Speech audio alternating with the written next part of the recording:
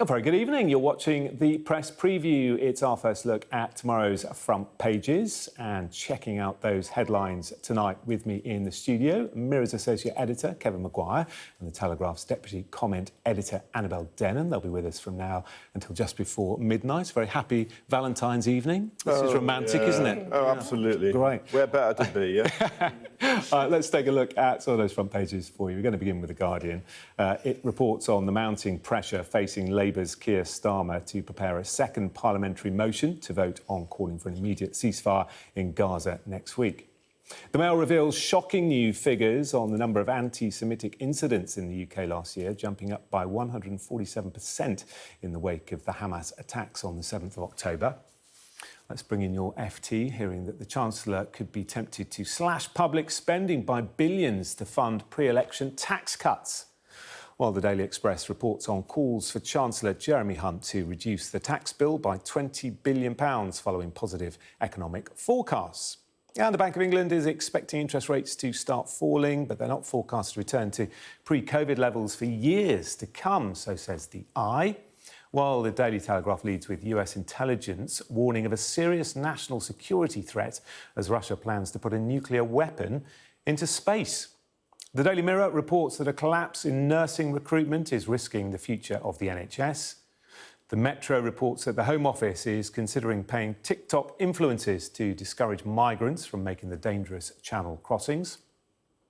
And finally, the Daily Star reports on the peculiar habit of millions of Brits who enjoy smelling their partner's feet. Perfect for Valentine's Day evening. And a reminder, by scanning the QR code you'll see on screen during the programme, you can check out the front pages of tomorrow's papers while you watch us discussing them. And to do that, Kevin Maguire and Annabel Denham. Right, let's start with the economy, shall we? Annabel, front page of the FT.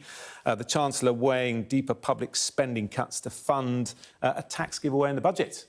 Yes, that's right. The budget's coming up on the 6th of March and immense pressure on Jeremy Hunt, the Chancellor, to try and reduce the tax burden. It's set to hit its highest level in 7 decades at the end of this Parliament. Of course, during the autumn statement, we saw that reduction to national insurance. However, the overall burden does still continue to go up. People are feeling this in their pockets, and pressure not just coming from the public, of course, but from Conservative backbenchers at all. Suggestion now is that if Jeremy Hunt does not have the fiscal headroom from the Office for Budget Responsibility ahead of the budget, then he may resort to slashing billions of pounds from public spending. Currently, he's aiming to reduce public spending after the next general election, and that is when I believe he would bring in further spending restraint. As reported in the FT, it's likely to be very unpopular. Already what he's aiming to achieve, economists are suggesting, would mean, have said is a fiction. It would mean massive real terms cuts to public services, which are already very stretched. But there's only so much that the Chancellor can do. He's got to look at one side of the ledger. It's quite clear after the mini-budget that they cannot increase borrowing. The debt continues to rise. It's not coming down as Rishi Sunak has promised. And so he's now looking at whether, on the public spending side of the ledger, there are cuts which could be made which would enable him to give some kind of tax. But that stretch in some public services is almost a breaking point. What's happening in the NHS, record waiting lists. Look at schools, you've got away from the concrete problem, you've got teachers being laid off, kids haven't got pens and paper.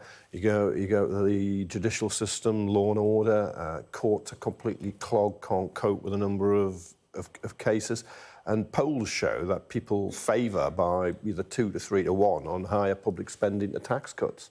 So if he goes down this route, he might get a cheer in the Mail and the Sun for cutting tax, but he could get a hell of a backlash from electors who will be saying, hang on, after the general election, you're going to make my public services even worse. Well, one criticism he will not want levelled at himself or the Conservative Party is that they are reintroducing some kind of austerity, which has been immensely unpopular. Yeah, you're right. And of course it comes as people are still struggling with the cost of living crisis, with paying their mortgages, and there's a warning on the front of the Eye that interest rates are going to remain above 2%, not just for months, but for years. Yeah, we had more than a dozen increases. It's 5.25% now. One of the reasons inflation has come down is people haven't got any money to spend because it's going in higher. Mortgage costs, loans, credit cards. They've had that great monetary contraction.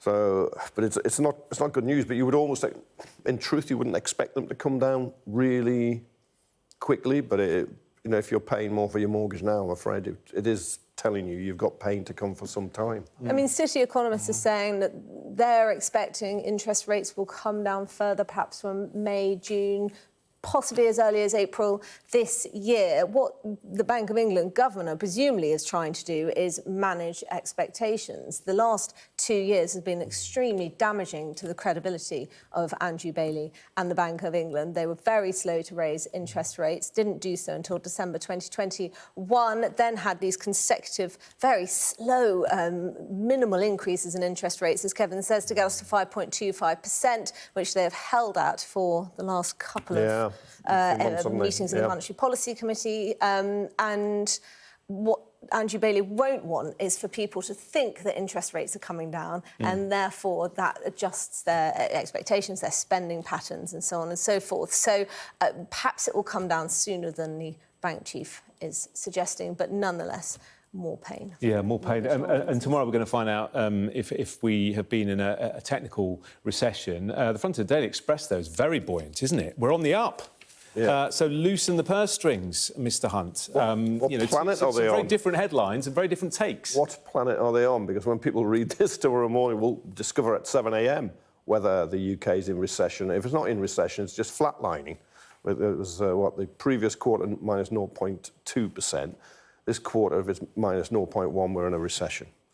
So I don't know where this "we're on the up" is. I think it's very electorally very damaging for the Conservative Party if we do dip into a technical recession. It's not going to make that much difference to how households up and down the country are feeling, whether it's going to impact them in the pocket. But nonetheless, the idea that under Rishi Sunak and Jeremy Hunt's stewardship, the UK economy has been plunged into a recession, however shallow, will be very damaging. Yeah. OK, let's change the topic. Front page of The Guardian. And now, Keir Starmer has been criticised, hasn't he, for his stance or lack of stance when it comes to the Gaza situation. And now there is more pressure on him to call for a ceasefire.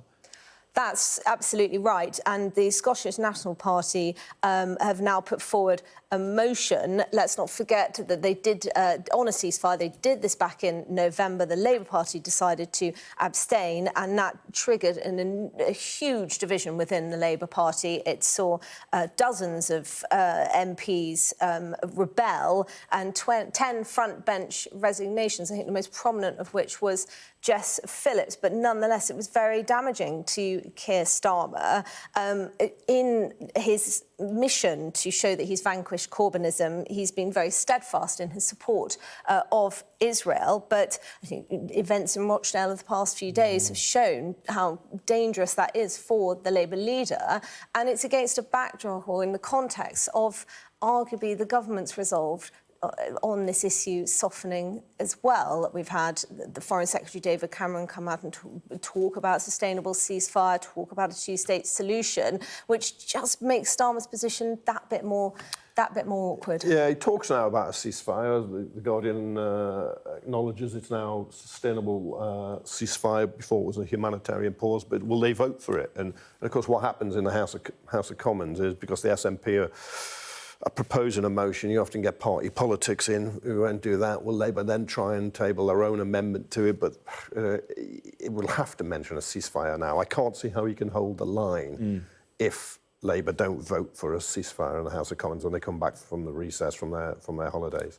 But the SNP have been, as a party, been calling for a ceasefire for some time. But Starmer's now got the language, but will he have the action? Not that it'll make much difference in Israel, it's got to be said, but it's just been on the right side of history. Do you think it helps that there's sort of international pressure as well for a change in the situation? I think the mood has changed as the bodies are piled up in Gaza. What is it, 28,000 people now dead, the majority of them women and children, who you can't in any way say would be fighters, You can't say they're Hamas gunmen, terrorists, however you want to describe them. An awful report tonight, haven't we? It's just horrific. Three little children who've lost their parents. It's a tragedy. Yeah, October the 7th was a tragedy and a terrible massacre and a crime, but what's happening now is a terrible tragedy, a massacre and a crime too. Well, let's look at the front of the Daily Mail, on a similar miserable theme. They're saying the explosion in hatred against Jews in Britain has increased, and they give lots of pretty awful examples, Annabel. That's right. There's a new report out from the Community Security Trust, which is a charity which lays bare just how big the increase in the number of anti-Semitic incidents taking place in Britain today, have been, that massive increase since the October 7th massacre. Some of the examples in the report are truly harrowing, and some of those examples are of hate incidents which occurred before the IDF launched its invasion of Gaza. It was actually, some of them were taking place whilst the massacre on October 7th was still underway, which to me is truly shocking. But Jews in the UK have not felt this unsafe, I don't think, since the late 1940s. And it's really incumbent on our political leaders to try and address this. I think it's incumbent on all members of the British public to ensure that they call out anti-Semitism when they see it. What we cannot allow is for racism against Jews to take place at all in Britain today. No, absolutely. It's a very small community. It's about 270,000. But this level of abuse and attack, and the fact they feel beleaguered and besieged, is absolutely heartbreaking and horrific. And you can be critical of Israel, but don't be anti-Semitic. And you can see some people do stray or jump or vault way over that. I'd quite like to also see some comparative figures on Muslim abuse against Muslims and Islamophobia, whether it's up to the same level or not. But this figure from the Community Security Trust, which is a charity, but it's very reputable. I mean, the figures are terrible, aren't they? 266 violent assaults on Jews, up 96% year on year. And just before we go to the break, your thoughts on the current situation in the Middle East. We're waiting, aren't we, really, to find out what's going to happen in Rafah? That's right. I mean, I think it's very difficult for we in Britain to come down on one side or the other. If you're seen to be doing that, then you're attacked as a monster. But then if you equivocate in the public discourse, then you can be accused of being a coward. Ultimately, what we decide in the UK today, the outcome of this motion put forward by the SNP is not going to have any bearing on or influence on the outcome of this conflict. It's terrible to see the devastation which has been wrought in Gaza. But on the other hand, if the IDF were to lay down their arms and bare their neck for further slaughters, then we may see massacres like we did on October 7th occur again. It is interesting. Possible situation. Israeli forces have freed 3 hostages. 110 were freed in the week-long ceasefire that existed. To get the remaining hostages out alive, you need a ceasefire. Yeah. And that will also stop the killing of so many Palestinians. So you just hope the talks come up with a ceasefire. Well, the hostages are released. They stopped yesterday, didn't they? Yeah. But, let's hope they resume. And it will be legitimate for the Israelis to go after the Hamas leadership in due course, not taking their eye off that. But you cannot just sit back and allow so many innocent people to be slaughtered. OK. All right, listen, we're going to have to go to the break. Thank you both for that. Coming up in a couple of minutes, reports suggest the government might end up paying TikTok influencers to discourage migrants from crossing the channel. Will that work? Well, we'll discuss it next.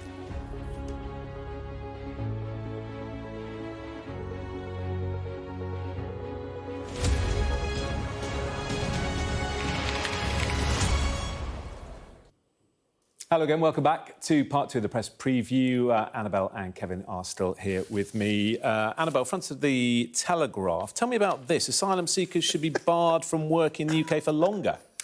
That's right. So this is the former Immigration Minister, Robert Jenrick, who, of course, resigned before Christmas over the Rwanda bill, has said that asylum seekers, or the rules that allow asylum seekers to work in shortage occupation jobs from 12 months after arriving in the UK, they ought to be rethought because perhaps it's attracting more migrants coming here. Now, I mean, in my view, this is totally wrong. If asylum seekers are going to come here, refugees are going to come here, then we ought to make it as easy as possible for them to work, for them to assimilate, for them to contribute to the UK economy, particularly in jobs which are on the shortage occupation list, those jobs that companies desperately need to fill and which would boost economic growth. So it strikes me as a strange curb that Robert Jenrick is seeking. He's lost the plot, hasn't he? I mean, look, it's quite right to complain about the bill, the cost to taxpayers, public expense of supporting people. Well, if you don't let them work, you're going to have to support them. If you let them work, they can pay their own way. I mean, he's just lost it, hasn't he? Why is he? I know he's got his eye on the Tory leadership. That's what it's all about now. I mean, look, he's in Texas, isn't he, on the US border with Mexico? I mean, someone should tell him his party's been in power 14 years. If this was a good idea, they should have perhaps done it already. In fact, he was a Home Office minister for many years himself. If he thought it was a good idea, why didn't he do it? Well, let's talk about another issue, and that is the boats. Of course, one of Rishi Sunak's pledges, isn't it, to stop the boats? And the front of the Metro has this rather intriguing story, Annabel, that they're going to pay TikTok influencers to stop the boats coming. How on earth will this work?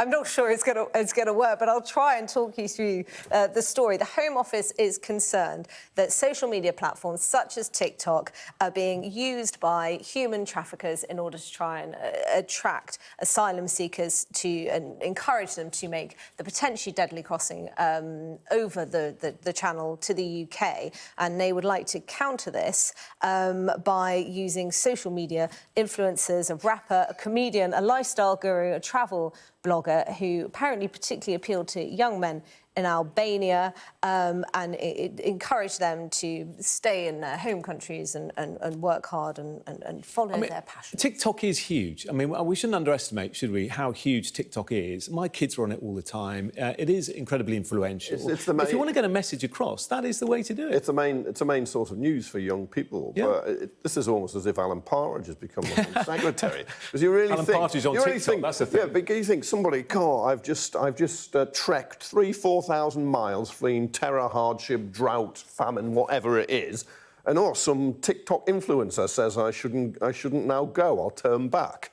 I mean, come on. I mean, it is a joke. You know, yesterday was standing in business class on a flight before they went to their seat in economy. Or look, they're in a nice glitzy hotel, but they're saying I mustn't come. Yeah. I mean, it is a joke. It reminds me a bit of Theresa May's Go Home vans. They're not really aimed at migrants, refugees, asylum seekers. They're all propaganda for back home to give the idea of some action has been taken. Well, I mean, I think they're hoping that the potential asylum seekers won't leave their home countries to begin with. I'm not sure they're trying to capture them while they're stood on the beach in Normandy. But certainly it speaks to a government which is clutching its straws. I'm sure in Afghanistan they'll be looking at it. We're just going to finish with the last paper very quickly before the top of the hour, and it's on the front of the Daily Star. Love is sniffing your smelly feet. This Valentine's evening, Annabel, do you smell your partner's feet? I can't even believe I'm asking this. I can't even believe I'm asking. No, the nation's waiting for the response. I genuinely say, never have I ever smelt my partner's feet, and I'm of the view that it's a pong-demic rather than true. I mean, who said romance is dead? I mean, there we are. Oh, brilliant. All right, and on that note, on that pongy note, we shall leave it. Thank you both very much. We'll speak again in a few minutes' time.